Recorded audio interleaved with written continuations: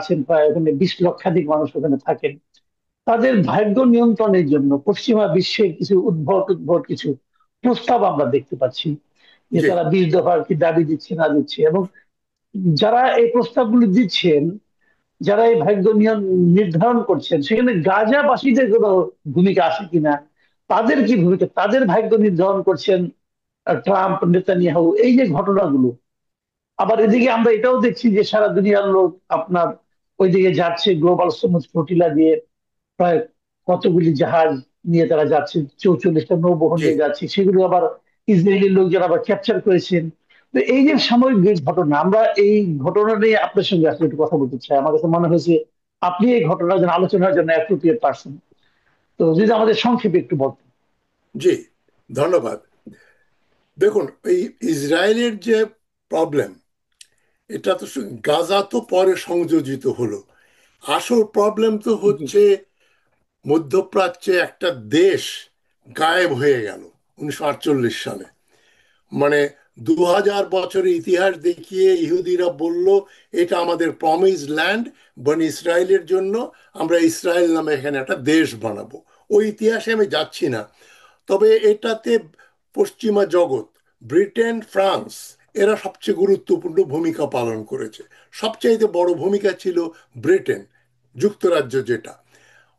তো মধ্যপ্রাচ্যের এই অঞ্চলটা, এটা 1896 সালে থিওডর হার্জেল নামে একজন অস্ট্রিয়ান ইহুদি, উনি একটা বই লিখেছিলেন। সে বইয়ের নাম ছিল দ্য জুইশ স্টেট, দ্য জুদা স্টাট। সেই বইতে উনি আর্গুমেন্ট দিয়েছিলেন, একটা লাইন খুব ইম্পর্টেন্ট। সেখানে বলছেন, প্যালেস্টাইনে যদি একটা ইসরায়েল নামে দেশ সৃষ্টি করা যায়, তাহলে সেটা হবে মধ্যপ্রাচ্যে ইউরোপের একটা ঘাঁটি। It will be a western rampart in the heart of the Middle East. এটা পশ্চিমাদের হম একটা হম ঘাঁটি হবে মধ্যপ্রাচ্যের হার্টের ভিতরে। এবং ওটাই পরিচালিত করেছে পশ্চিমাদের, যে এই এইখানটা যদি তাদের নিয়ন্ত্রণে নিতে পারে, সুয়েজ খাল, এদিকে ইউরোপ, এদিকে আফ্রিকা, ডান দিকে মানে একদিকে এশিয়া, তিনটা মহাদেশ, এবং সুয়েজ খাল দিয়ে পূর্বের সঙ্গে পশ্চিমের যে সংযোগ, সেটা যাচ্ছে প্যালেস্টাইনের পাশ দিয়ে। সুতরাং প্যালেস্টাইন দখল করতে হবে। তো ব্রিটিশরা প্রথম মহাযুদ্ধের সময়, তারা ওই যে যুদ্ধে পরাজিত হলো তুরস্ক, তুর্কি, এবং তুর্কি, ওসমানী তুর্কি খেলাফত ছিল এই অঞ্চলে, তাদের দখলে ছিল মধ্যপ্রাচ্য। সেটা ব্রিটিশরা আর ফ্রেঞ্চরা, যারা যুদ্ধে বিজয়ী হলো প্রথম মহাযুদ্ধে, তারা নিজেদের ভিতরে ভাগ করে নিল। তখন জাতিপুঞ্জ নামে একটা জিনিস হয়েছিল, লিগ অফ নেশনস। তাদের জি সিদ্ধান্ত অনুযায়ী ঠিক করা হলো যে ব্রিটেন পাবে ইরাক আর জর্ডান আর প্যালেস্টাইন, আর হম হম ফ্রান্স পাবে লেবানন এবং সিরিয়া। মানে তেল সমৃদ্ধ এবং গুরুত্বপূর্ণ জায়গাগুলো নিয়ে নিল ব্রিটেন। আর সিরিয়া এবং লেবানন দিল ফ্রান্সকে। তো এইখানে ঢোকার পরে 1917 সালে, তখন যুদ্ধ চলছে, যুদ্ধের শেষ হওয়ার আগে আমি যে ঘটনাটা একটু ফিরে যাই। 1917 সালে প্রথম মহাযুদ্ধ চালু রাখার জন্য ব্রিটেনের পয়সা কড়ির দরকার। তারা তখন জুইশ ব্যাংকার রথচাইল্ড, যে রথচাইল্ড ফ্যামিলি কিন্তু এখনো মার্কিন যুক্তরাষ্ট্রের যে এখনো ব্যাংক অফ আমেরিকা, ওটাকে নিয়ন্ত্রণ করে, তাদের কাছে টাকা ধার চাইল। তারা বলল, তোমাকে টাকা দেব, আমাদের যুদ্ধের পরে তোমরা যখন প্যালেস্টাইনটা আমাদের একটা স্বাধীন রাষ্ট্র, ইসরায়েল নামে একটা রাষ্ট্র তৈরি করে দেবে। তখন ব্রিটিশ পররাষ্ট্রমন্ত্রী Robert Lord Balfour, Balfour November 1917 সালে একটা ডিক্লারেশন দিলেন যে ব্রিটিশ সাম্রাজ্য, ব্রিটিশের ব্রিটিশ সরকার যুদ্ধ জেতার পরে প্যালেস্টাইনে একটা ইহুদিদের জন্য একটা রাষ্ট্র তৈরি করবে। তারপরে আমি আবার সংক্ষিপ্তভাবে বলছি, যুদ্ধ শেষ হওয়ার পরে ব্রিটেন কি করলো, তাদের দেশে যে ইহুদি ছিল সেনাবাহিনীতে এবং সিভিলিয়ান, তাদেরকে এনে সেটেল করা শুরু করলো প্যালেস্টাইনে। এবং ব্রিটিশ সেনাবাহিনীতে যারা ইহুদি ছিল, তারা অস্ত্র শস্ত্র, মেশিন গান, কামান, বন্দুক নিয়ে প্যালেস্টাইনে আসলো। ওইখানে আরবদের বা মুসলমানদের ওইরকম অস্ত্র শস্ত্র ছিল না, কেন ওরা ছিল তুর্কির কলোনি। সুতরাং তুরস্ক পরাজিত হয়ে চলে গেছে ওই অঞ্চল ছেড়ে। ফলে ইহুদি সৈনিকেরা ওখানে তাদের ফ্ল্যাগ উঠানো শুরু করলো, তার অস্ত্র শস্ত্র নিয়ে ক্রমান্বয়ে জায়গা দখল করলো। এবং 1948 সালে 14ই মেতে তারা যেটা করলো, যে ওই আহ, তারা ইসরায়েল নামে একটা রাষ্ট্রের জন্ম দিল, এবং সেখানে যুদ্ধ হলো। সেই যুদ্ধে আরবরা পরাজিত হলো, এবং ইউরোপ থেকে এবং পৃথিবীর অন্যান্য জায়গা থেকে ইহুদিদের এসে জায়গাটা দখল করলো। তো গন্ডগোলটা শুরু হলো 1948 সালে। তারপরে আরবরা 1956 সালে আবার ইহুদি তাদের উপর আক্রমণ করলো ইসরায়েল, যখন ব্রিটেন যখন মিশর যখন সুয়েজ খাল জাতীয়করণ করলো 1956 সালে, তখনও ইসরায়েল হামলা করলো। এবং 1967 সালে আবার দেখা গেল আরবরা যুদ্ধ করলো, এবং সে যুদ্ধে পরাজিত হয়ে জেরুজালেম থেকে শুরু করে জর্ডানের বিরাট অংশ, সিরিয়ার গোলান হাইট, মিশরের আপনার ওই সানাই পেনিনসুলা, সব ইসরায়েলের কাছে হারিয়ে ফেললো। ইসরায়েল এখনো সিরিয়ার গোলান হাইট দখল করে রেখেছে, এবং জেরুজালেমের পুরোটাই এখন ইসরায়েলের নিয়ন্ত্রণে। এখন এতদিন আরবরা বলছে ঠিক আছে আমরা তাহলে তোমাদেরকে থাকতে দেব, আমাদের আরবদের একটা রাষ্ট্র প্যালেস্টিনিয়ানদের একটা রাষ্ট্র তৈরি করা হবে সেখানে। জাতিসংঘ এবং পৃথিবীর বেশিরভাগ দেশ সমর্থন করলেও মার্কিন যুক্তরাষ্ট্র এই ব্যাপারে খুবই গয়ের রাজি। তারা চায় ইসরায়েল পুরোটাই ওখানে দখল করে থাকুক, কেননা জুইশ লবি হচ্ছে মার্কিন যুক্তরাষ্ট্রকে চালায়। এই যে ব্যাংকার, বড় বড় টাকা পয়সা বিত্তবান মানুষ যারা আমেরিকাতে, পুরো সমস্যাটা এখন প্যালেস্টিনিয়ান এবং জিউদের সমস্যা না।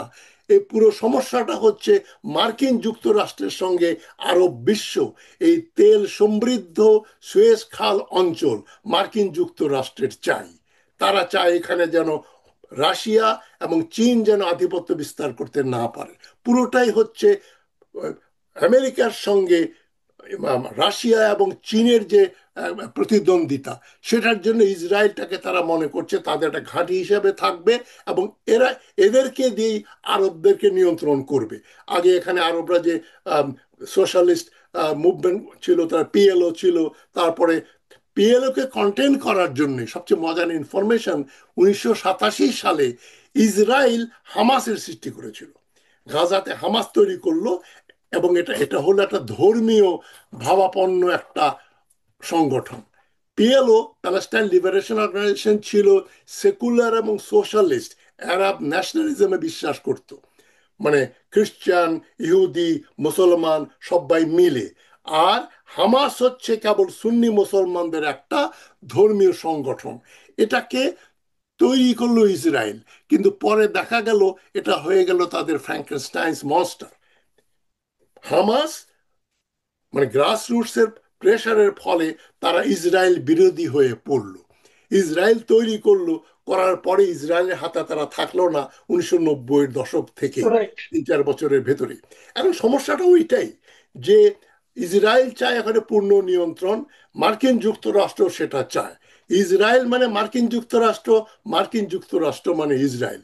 এই যে আরবরা হেরে যাচ্ছে মার্কিন যুক্তরাষ্ট্রের মতো একটা পরাশক্তির সঙ্গে, সবগুলো আরব দেশ মিলে কোনো ম্যাচ হয় না। এদের কোনো ওই রকম অস্ত্র শস্ত্র, টেকনোলজি, নিউক্লিয়ার ওয়েপন্স নাই, ওই রকম যুদ্ধ বিমান নেই, যুদ্ধ জাহাজ নেই। সুতরাং এবং ওদের ভিতরে বিভেদ সৌদি আরবের সঙ্গে, মনে করেন মিশরের, সৌদি আরব এবং এই গালফ স্টেটগুলো, তারা মনে মনে চিরকাল ইসরায়েল পন্থী এবং মার্কিন পন্থী। বিশেষ করে ইরানে যে ইসলামিক রেভলিউশন হলো 1979 সালে, তারপরে সৌদি আরব, বাহরাইন, কুয়েত, কাতার, ইউএই, ওমান, এরা সন্ত্রস্ত হয়ে পড়ল যে রাজতন্ত্র শেষ করে দিয়ে গণতন্ত্রের নামে বা জাতীয়তার নামে এখানে রাষ্ট্র তৈরি হবে, তাহলে তো রাজবংশগুলো থাকবে না। সুতরাং গোপনে গোপনে তারা সবসময় ইসরায়েলপন্থী ছিল। এবং এখন দেখেন সৌদি আরব এবং ইউএই ইসরায়েলের সঙ্গে কূটনৈতিক সম্পর্ক স্থাপন করেছে, এবং তারা কিন্তু এই যে এই প্যালেস্টাইনে গাজাতে যা কিছু হচ্ছে তার জন্য কোনো ওই লিপ সার্ভিস, আপনি আল জাজিরায় দেখবেন কিছু খবর টবর দেবে, কিন্তু আল জাজিরা যারা চালায়, কাতার, কাতার কিন্তু ওদের পক্ষে, এবং এতটাই তারা বশংবত দাস যে কদিন আগে কাতারে ইসরায়েল হামলা করলো। সেখানে কাতার তাদের বিরুদ্ধে, মার্কিন যুক্তরাষ্ট্রও গেল না, কেউ গেল না। এবং সেই যুদ্ধে মার্কিন যুক্তরাষ্ট্রের যে ট্যাঙ্কার প্লেন, যারা ইসরায়েল হামলা বোমা ফেলে যখন চলে গেল, ওদের তেলের প্লেনে যে তেল দেয় ট্যাঙ্কার, সেগুলো কাতারের মাটি থেকে ফ্লাই করলো ব্রিটিশ এবং আমেরিকান, এবং তারা ওই ইসরায়েলের জাহাজে তেল দিয়ে আবার কাতারের ঘাঁটিতে তারা নেমে গেল। মানে ব্যাপারটা পুরোটাই একটা খুবই লজ্জার ব্যাপার, পরিতাপের ব্যাপার। মানে আত্মসম্মান বোধ থাকলে কাতার বলতো, মার্কিন ঘাঁটি আমরা চাই না, তোমরা ইসরায়েলের সঙ্গে সহযোগিতা করেছো। ইসরায়েল যখন ইরান ইসরায়েল যুদ্ধ হচ্ছে, তখন দেখেন যে জর্ডান, সৌদি আরব, এরা সবাই ইসরায়েলকে সমর্থন করছে। সুতরাং হুম। ইসরায়েল এমন একটা পরাশক্তি, যাকে কোনো আরব দেশের পক্ষে হটানো সম্ভব না। এখন এটা আমি তাহলে এখন ব্যাকগ্রাউন্ড কি, হিসেবে মানে বলি। এখন তাহলে এই যে গাজাবাসীদের ভবিষ্যৎটা কি? এইবারে যে ঘটনাটা ঘটলো, এখন এদের দেখেন, ভবিষ্যৎটা কি দেখছেন আপনি? এই যে গত মাসের 29 তারিখে ডোনাল্ড ট্রাম্প ইসরায়েলি প্রধানমন্ত্রী বেঞ্জামিন নেতানিয়াহুর সামনে ওয়াশিংটন ডিসিতে একটা প্রপোজাল দিলেন, পিস প্রপোজাল, 20 দফা। হুম, সে 20 দফার ভিতরে হুম, বললেন যে গাজাতে ইসরায়েল অধিকার করে রাখতে পারবে না, এবং গাজাবাসী যদি গাজাতে থাকতে চায় তারা থাকতে পারবে, তাদেরকে জোর করে বের করে দেয়া যাবে না, এবং এখানে বন্দি বিনিময় হবে। তবে পলিটিশিয়ানগুলো হচ্ছে আগে হামাস, এই যে 20 জন ইসরায়েলি জিম্মি আছে, তাদেরকে ছেড়ে দেবে, এবং হামাসের কাছে যারা আছে তাদেরকে ছেড়ে দিতে হবে। তারপরে ইসরায়েল কয়েক শত প্যালেস্টিনিয়ানকে গাজায় যেতে দেবে, ছেড়ে দেবে ইত্যাদি। কিন্তু আগে করতে হবে হামাসকে। হামাস নেতা বলছেন যে 20 দফার যে প্রপোজাল, শান্তি চুক্তি, আমাদের কাছে তো কোনো কপি দেয় নাই, আমাদেরকে জিজ্ঞাসাও করে নাই।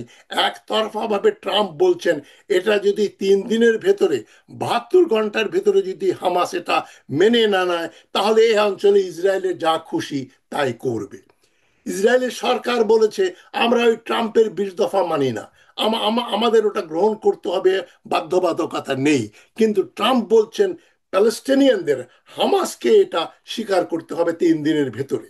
এটা অসম চুক্তি এবং জোর করে চাপিয়ে দেওয়ার একটা প্রচেষ্টা। সুতরাং জি, এটা দিয়ে তো কোনো সমস্যার সমাধান হবে না। আর যেটা আপনি বললেন এই যে ফ্লোটিলা, এই যে আহ, জি। 47টা জাহাজ নিয়ে প্রায় 500-র হুম, মতো হুম, হুম, বিভিন্ন পৃথিবীর বিভিন্ন হিউম্যান রাইটস অ্যাক্টিভিস্ট, বাংলাদেশ থেকে রয়েছেন আমাদের হুম। শহীদুল আলম, এবং আরেকটা মেয়ে, ব্রিটিশ বাঙালি একটা মেয়ে, নামটা ভুলে যাচ্ছি। নারী, এক ভদ্র হ্যাঁ, মহিলা, হ্যাঁ, হ্যাঁ, হ্যাঁ। হ্যাঁ, এই হ্যাঁ, দুজন ছাড়া পৃথিবীর বেশিরভাগ যারা এসছেন তারা এসছেন আপনার ইউরোপ থেকে। ইটালি এবং স্পেন জি। খুবই গুরুত্বপূর্ণ ভূমিকা পালন করছে, কলম্বিয়া করছে, কিন্তু সৌদি আরব, কাতার, বাহরাইন, ইউএই, জর্ডান, এতে অংশগ্রহণ করছে না। এবং এটা একটা সিম্বলিক ব্যাপার। ওটাকে অলরেডি ইসরায়েল থামিয়ে দিয়েছে, ওদেরকে ঢুকতে দিচ্ছে না, কাউকে মারেনি। তবে রাইট। 2010 সালে তো ফ্লোটিরার কয়েকজনকে ওরা মেরে ফেলেছিল, যখন ওইরকম গাজায় আর একটা অবরোধ হয়েছিল 2010 সালে, মনে আছে? তুরস্ক ওখানে ফ্লোরিডা পাঠিয়েছিল, কয়েকজনকে ইসরায়েল হত্যা করেছিল, ঢুকতে দেয়নি। এখনো তাই। এর একটা সিম্বলিক ভ্যালু আছে, পৃথিবীর লোকজনের ভিতরে সচেতনতা হচ্ছে যে একটা কিছু ঘটছে, গাজায় ফ্লোরিডা যাচ্ছে, সারা দুনিয়া ব্যাপী আন্দোলন হচ্ছে। তবে আপনি লক্ষ্য করে দেখবেন এই আন্দোলনগুলো বেশিরভাগ হচ্ছে পশ্চিমা দেশগুলোতে। খোদ মার্কিন হুম। যুক্তরাষ্ট্র, Canada, Britain, France, Germany, Italy, Spain, Portugal, তারা এবং ইসরায়েলকে যুদ্ধাপরাধী ঘোষণা করছে। তাদেরকে স্লোভানিয়ার মতো দেশ বলছে নেতানিয়াহু আসলে তাকে আমরা গ্রেপ্তার করব। কিন্তু আরব বিশ্বে বা পাকিস্তানে বা বাংলাদেশে এর কোনো প্রতিক্রিয়া হচ্ছে না। কেননা ইতিমধ্যেই এই চুক্তি, তথাকথিত চুক্তি ঘোষণা করলো, শান্তি প্রপোজাল, ট্রাম্প।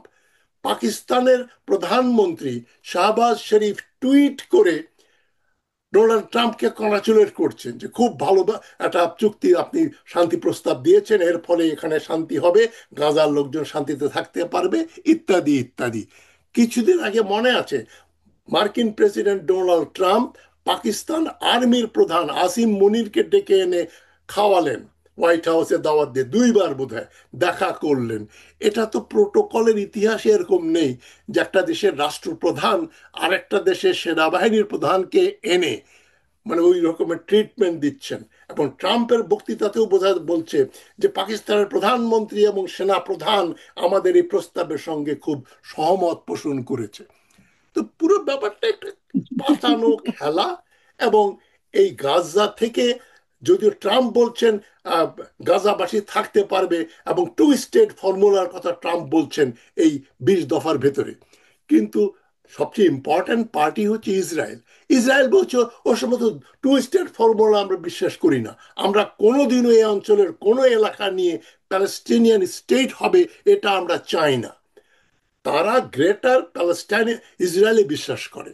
তারা সৌদি আরবের একটা বিরাট অংশ, ইরাকের প্রায় অর্ধেক, সিরিয়ার অর্ধেক, জর্ডান, লেবানন এবং প্যালেস্টাইন যেটা আছে সব নিয়ে একটা বিরাট ইসরায়েল তারা তৈরি করতে চায়। এটাই পরিকল্পনা। এখন যে ইসরায়েল আছে, গাজার কথা ভুলেই যান, ওরা মিশরের সাইনাই পেনিনসুলা, সিরিয়ার প্রায় অর্ধেক, ইরাকের অর্ধেক ধরেন, লেবানন পুরোটা, জর্ডান পুরোটা, এবং সৌদি আরব যে ইসরায়েলের দালালি করছে, সৌদি আরবের একটা বিরাট অংশ, যেখানে এককালে 1500 বছর আগে, 1500 বছর আগে যেখানে ইহুদিরা থাকতো, বলতে এটাও আমাদের পুণ্যভূমি। তো এখন অবস্থা হয়েছে আরবদের ছেড়ে দে মা কেঁদে বাঁচি। গাজা উদ্ধার করবেন নাকি নাজাদ এবং রিয়াদ বাঁচাবেন, নাকি বাগদাদ বাঁচাবেন, নাকি সিরিয়া বাঁচাবেন, এই হচ্ছে এখন ব্যাপার। তাদের জি। ডিমান্ড এত বড়, আর আমরা চাইছি একটা সেকেন্ড স্টেট, 2 স্টেট ফর্মুলা। এটা ইসরায়েল মানবে না, মার্কিন যুক্তরাষ্ট্র লিপ সার্ভিস দেবে। এবং সবচেয়ে গুরুত্বপূর্ণ ব্যাপার লক্ষ্য করেন, ডোনাল্ড ট্রাম্প বলেছেন হামাস যদি এই প্রপোজাল মেনে না নেয়, এই প্রপোজাল যেটা উনি দিচ্ছেন তার একটা কপি তো দেবে হামাসের কাছে। কপি পর্যন্ত দেয়নি। হামাস বলছে আমরা রাইট। জানি না কি প্রস্তাব, বলে প্রস্তাব যদি মেনে না নেয় তাহলে এই এলাকার রক্ষণাবেক্ষণ ইসরায়েল নেতানিয়াহু যা ইচ্ছা তাই করবে, আমরা নাক গলাবো না। ওটাই হচ্ছে 5 লাইন। রাইট। ঠিক আছে, আমাদের এই বিষয়টা ডিটেল আপনি বললেন। এখানে আমি একটু সর্বশেষ যে প্রসঙ্গ নিয়ে আলোচনা করতে চাই, জি, যে এটা নিয়ে আমরা আমাদের এখানেও কিছু কথা হচ্ছে। এই যে যখন জাতিসংঘে যখন এবার নেতানিয়াহু যখন বক্তব্য দিচ্ছিলেন, তখন প্রায় 70টার মতো দেশ এখান থেকে কিন্তু ওয়াক আউট করেছে। জি, তো আমাদের দেশের অবস্থানটা ছিল খুবই টেকনিক্যালি খুব ইন্টারেস্টিং আমার কাছে মনে হয়েছে। ওনারা ওই জন্য ওখানে জানি নাই, যেহেতু জান নাই, অনুপস্থিত থাকা হলো, আবার ওয়ার্কআউট করার মতো প্রয়োজন পড়লো না। তো এই যে আপনার মানে মানে ইটা আপনার কি বলবো ভূমিকাটা, এই ভূমিকাটাকে আপনি আসলে কিভাবে মূল্যায়ন দেখুন, করছেন? ডক্টর ইউনুস তাদের মানুষ। ডক্টর ইউনুস আইএমএফ এবং ওয়ার্ল্ড ব্যাংক ছাড়া কিছু বোঝেন না। এবং উনি হিলারি ক্লিন্টন, বিল ক্লিন্টনদের অনুগ্রহ পুষ্ট এক ব্যক্তি। এবং আমি যদি যে কথাটা বলবো এখন, আপনারা হয়তো বলতে পারেন ও ডক্টর হাশমি ডক্টর ইউনুসকে হিংসা করেন। আমি তো আর নোবেল প্রাইজের জন্য কম্পিট করছি না, কেউ আমাকে দেবেও না। তবে হিংসার প্রশ্ন তখন আসে যে শেখ হাসিনা হিংসা করতে পারে, তাকে বলা হয়েছিল যে আপনি নোবেল পাওয়ার যোগ্য, কেন চট্টগ্রাম, পার্বত্য চট্টগ্রাম শান্তি চুক্তি করেছেন, 10 লক্ষ রোহিঙ্গাকে জি। থাকতে দিয়েছেন। তো আমি তো আর হাসিনার জায়গায় বসে নেই যে। কিন্তু ডক্টর ইউনুসের এই যে শান্তি পুরস্কার, আপনি যতগুলা শান্তি নোবেল শান্তি পুরস্কার দেওয়া হয়েছে সবগুলো রাজনৈতিকভাবে সিদ্ধান্ত গ্রহণ করা হয়, এবং এর হেডকোয়ার্টার হচ্ছে নরওয়েতে। যেই জন্যই গ্রামীণ ফোন, তিনি এই যে টেলিনর কোম্পানি, নরওয়ের কোম্পানি থেকে হুম। ফোনের সেটগুলো আনলেন বাংলাদেশে, গ্রামীণ ফোন।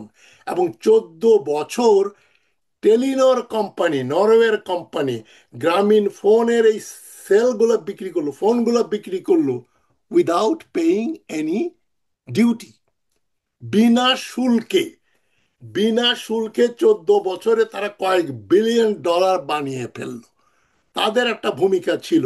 আপনি দেখেন এই যে মালালা ইউসুফ জাই, তারপরে নোবেল পিস প্রাইজ পেয়েছিলেন আপনার আহ, আহ, কি নাম ওর, এই যে ইসরায়েলের প্রধানমন্ত্রী ছিলেন ইসাক, আহ, জি। জি। আইজাক 1978 সালে আনোয়ার সাদাত পেলেন। জি, আর ওই যে যাকে একসময় টেরোরিস্ট হিসাবে ব্রিটিশরা খুঁজে বেড়াতো, ফর্মার প্রাইম মিনিস্টার, নামটা কি? আমার নামটা খেয়াল নেই, নামটা আইজাক ঠিক কি যেন নাম ছিল। মানে খুব পরিচিত নাম। তারা মানে হ্যাঁ, হ্যাঁ, শান্তির জন্য নোবেল পুরোটাই রাজনৈতিক ভাবে সিদ্ধান্ত গ্রহণ করা হয়। এটা কোনো জি, অমর্ত্য জি, জি, সেনের নোবেল প্রাইজ না। সুতরাং ডক্টর ইউনুস, ধরি মাছ না ছুঁই পানি, তিনি মার্কিন যুক্তরাষ্ট্রের বিরুদ্ধে একটা কথাও বলবেন না। আপনার দেখ উদাহরণ দিই আমি, এই যে আরাকান আর্মি নামে একটা আর্মি সৃষ্টি করা হয়েছে মার্কিন আশীর্বাদ পুষ্ট, তাদের সঙ্গে জি, সংযোগ করার জন্য বাংলাদেশের পররাষ্ট্র মন্ত্রণালয় উপদেষ্টা ডক্টর খলিলুর রহমান এবং তৌহিদ, এরা মিলে কি করছেন? তারা বললেন না যে একটা এগ্রিমেন্ট হবে, ট্রানজিট দেব জি, আমরা, আরাকানের ভিতর দিয়ে আমরা মিয়ানমারে যাব। তারা চীনের বিরুদ্ধে আপনার আরাকান আর্মির পক্ষে হচ্ছেন ডক্টর ইউনুসের সরকার। এবং ডক্টর ইউনুস কোনোভাবেই মার্কিন যুক্তরাষ্ট্রকে অসন্তুষ্ট করার কোনো পলিসি নেবেন না।